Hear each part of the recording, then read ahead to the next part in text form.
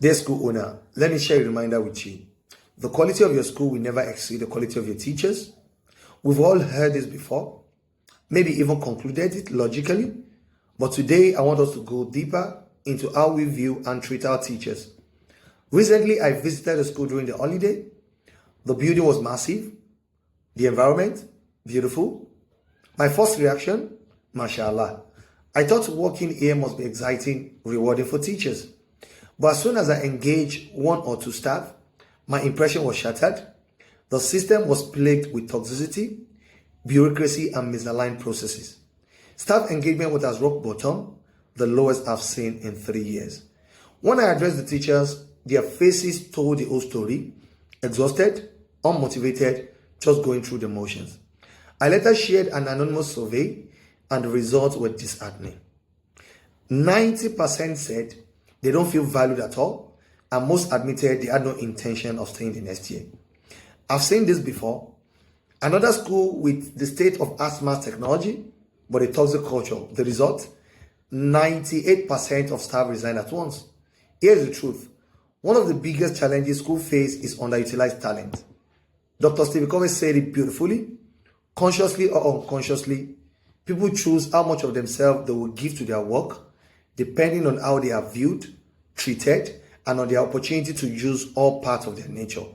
You cannot build sustainable success if you don't succeed with people. They are working for you doesn't mean you own them. Leadership is not about control. It's about unleashing the whole person toward compelling, inspiring goals. But in too many schools, relationships are transactional. The owner believes, I'm paying for your time, so I own you for that period.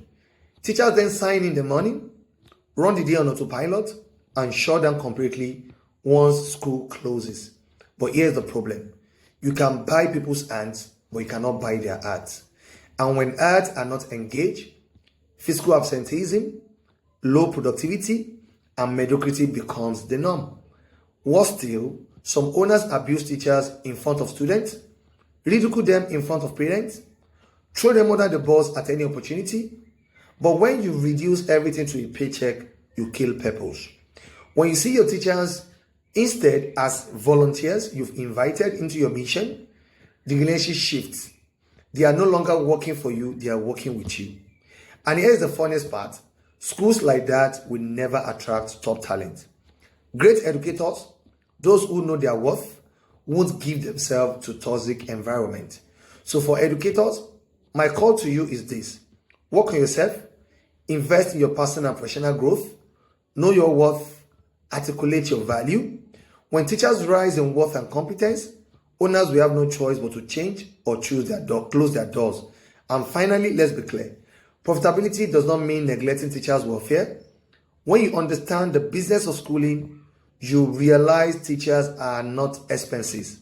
They are the drivers of your value, your most valuable asset. So I leave you with the words of Ibn Qayyim. As you treat the servants of Allah, so shall Allah deal with you. This is not a curse, it's the sunnah of Allah. School owners, choose wisely.